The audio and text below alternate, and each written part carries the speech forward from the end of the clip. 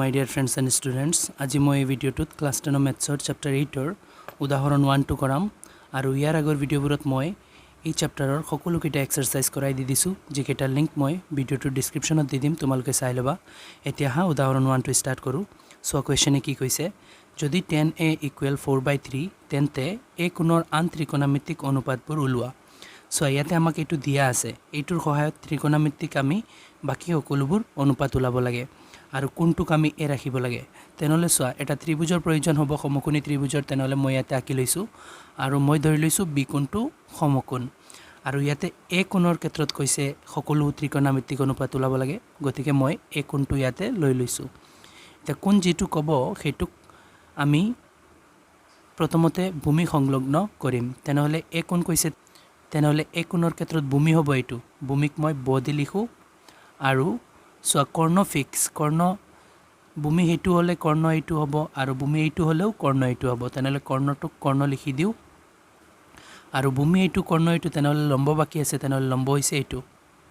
so এ কোণৰ ক্ষেত্ৰত ভূমি এইটো লম্ব এইটো কৰ্ণ এইটো আকৌ আমাক যদি সি কোণ কৈ দিলে হেতেন তেনলে সি কোণৰ ক্ষেত্ৰত ভূমি এইটো হল হেতেন লম্ব এইটো হল হেতেন আৰু কৰ্ণটো এইটোই হ'ব যিকোনো কোণৰ ক্ষেত্ৰত সমকোণী ত্ৰিভুজৰ সবতকে দীঘল বাহুটো কৰ্ণ থাকে তেনলে এইটো সবতকে দীঘল বাহু গতিকে কৰ্ণ এইটোই হল হেতেন কৰ্ণটো ফিক্স হয় এতিয়া সোৱা ইয়াতে তোমালোকে এটা বস্তু মুখস্থ কৰি লবা যে লক ভক লব লক মানে লয় লম্ব বুজাইছে কয় কৰ্ণ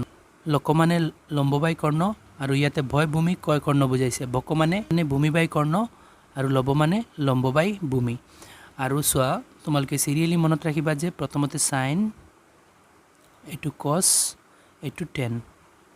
মানে sin মানে হৈছে লম্ব বাই কৰ্ণ cos মানে হৈছে ভূমি বাই কৰ্ণ tan মানে হৈছে লম্ব বাই ভূমি আৰু sin ৰ উল্টা cosec আৰু cos ৰ উল্টা sec আৰু tan ৰ উল্টা cot এটো মুখস্থ কৰি লবা সোৱা sin হলে লম্ব বাই কৰ্ণ হ'ব cosec হলে কৰ্ণ বাই লম্ব হ'ব কৰ্ণ ওপৰত লম্ব তলত আহিব সেই দৰে এইবোৰো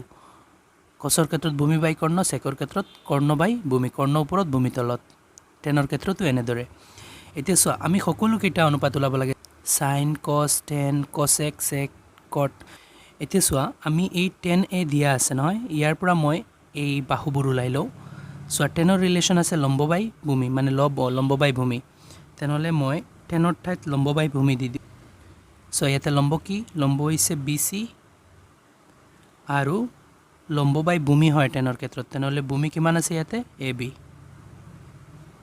আৰু ইকুৱেলত আছে কিমান 4/3 এতিয়া সোৱা আমি জানো ওপৰৰ লগত ইকুৱেল থাকে তলৰ লগত তেনলে BC 4 তেনলে BC ৰ ঠাইত মই 4 লিখি দিও আৰু AB হৈছে 3 AB ৰ ঠাইত মই 3 লিখি দিও এতিয়া সোৱা দুটা সাইড পাইছো এই যেটো ৰিলেচন দিয়া আছিল ইয়াৰ পৰা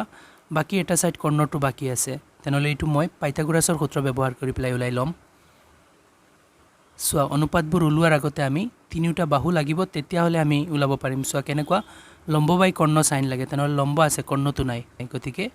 আমি এইবোৰ কৰাৰ আগতে কৰ্ণটো উলাই লব লাগিব এতিয়া সোৱা কৰ্ণটো উলাওতে আমি পাইথাগোৰাছৰ সূত্ৰ ব্যৱহাৰ কৰিম সোৱা কিয় কৰিম আমি জানো যে সমকোণী ত্ৰিভুজৰ যিকোনো এটা বাহু যদি দিয়া না থাকে তেনলে পাইথাগোৰাছৰ সূত্ৰ ব্যৱহাৰ কৰি আমি সেই বাহুটো উলাব পাৰো তেনলে ইয়াতে কৰ্ণ দিয়া নাই কৰ্ণ আমি পাইথাগোৰাছৰ সূত্ৰ ব্যৱহাৰ কৰি উলাব পাৰিম ইয়াতে আমি লিখি দিও পাইথাগোৰাছৰ সূত্ৰ মতে সোৱা লিখি দিছো পাইথাগোৰাছৰ সূত্ৰ মতে এতিয়া পাইথাগোৰাছৰ সূত্ৰটো হৈছে কৰ্ণ স্কয়াৰ ইকুৱেল লম্ব স্কয়াৰ প্লাস ভূমি স্কয়াৰ সূত্ৰটো মুখস্থ নাথাকিলে কৰি লবা এতিয়া সোৱা ইয়াতে কৰ্ণ দিয়া নাই কৰ্ণৰ ঠাইত মই AC লিখি দিও A আৰু C আছে AC লিখি দিও ওপৰত স্কয়াৰ আছে স্কয়াৰ ৰাখিলো ইকুৱেল সোৱা লয় লম্ব বুজাইছে লম্ব দিয়া আছে 4 তেনলে লম্বৰ ঠাইত মই 4 লিখি লও ওপৰত স্কয়াৰ আছে স্কয়াৰ দিলো প্লাস তাৰ পিছত আছে ভূমি ভূমিক বয় বুজাইছে আৰু ভূমি 3 দিয়া আছে যেতিয়া ভূমিৰ ঠাইত 3 লিখি লও ওপৰত স্কয়াৰ আছে স্কয়াৰ ইয়াতে AC স্কয়াৰ ৰাখো এই সাইডটো সলভ কৰো 4 স্কয়াৰ মানে 4 4 গুণ 16 প্লাস 3 স্কয়াৰ মানে 3 3 গুণ 9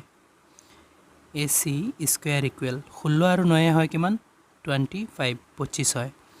এতিয়া সোৱা এটা সাইডৰ পৰা স্কয়াৰ যদি উঠাও মানে AC ৰ ওপৰৰ পৰা স্কয়াৰ উঠালে হেতু সাইডত 25 ৰ ওপৰত √/আহি পৰিব √25 হৈ যাব এতিয়া AC যদি ৰাখো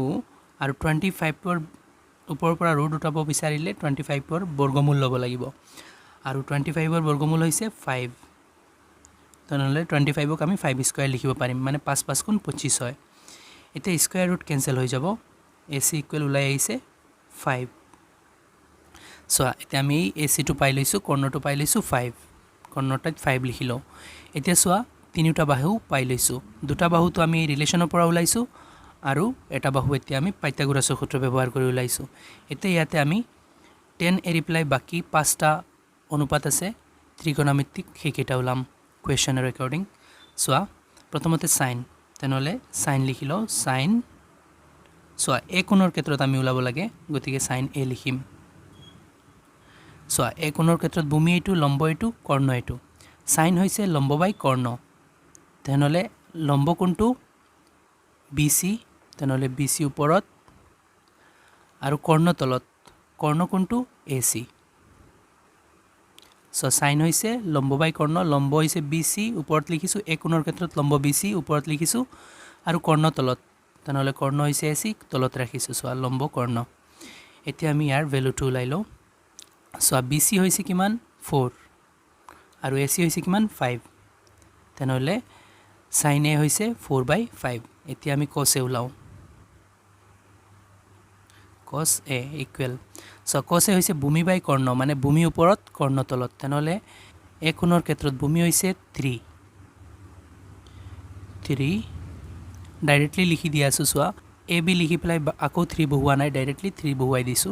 আৰু তলত কৰ্ণ কিমান AC টাইত মই AC ৰ ভ্যালু 5 টো ডাইৰেক্টলি বহুৱাই আছো শৰ্টকাট কৰি দিয়া আছো এনেকুৱা কৰিলেও হ'ব cosৰ পিছত আহিছে 10a সোৱা 10a টো আমাৰ দিয়া আছে কোৱেশ্চনত গতিকে 10a নোলাও cosec ওলাই দিও সব ওলাব লাগিব তো 10a বাদ দি প্লাই গতিকে sin cos ওলাই লৈছো এতিয়া cosec ওলাই আছো cosec এৰ ভ্যালু সো a কোণৰ ক্ষেত্ৰত কৈছে সকলো কিটা ত্ৰিকোণমিতিক অনুপাতৰ ভ্যালু ওলাবলৈ গতিকে cosec এৰ ওলাই আছো সো cosecৰ ৰিলেচন হৈছে কৰ্ণ বাই লম্ব কৰ্ণ ওপৰত লম্ব তলত সো লম্ব বাই কৰ্ণ হৈছে sin তাৰ উল্টা cosec মানে কৰ্ণ ওপৰত লম্ব তলত তেনেহলে কৰ্ণ কিমান কৰ্ণ হৈছে সো কয় কৰ্ণ বুজাইছে a কোণৰ ক্ষেত্ৰত কৰ্ণ 5 তেনেহলে মই 5 দি আছো আৰু লম্ব তলত লম্ব কিমান লম্ব হৈছে 4 হৈ গল এতিয়া sec তেনেহলে sec A সোৱা secত হৈছে কৰ্ণ সোৱা cos হৈছে ভূমি বাই কৰ্ণ তেনেহলে sec হ'ব কৰ্ণ বাই ভূমি মানে কৰ্ণ ওপৰত তেনেহলে কৰ্ণ হৈছে 5 আৰু ভূমি হৈছে কিমান 3 তাৰ পিছত cot A সোৱা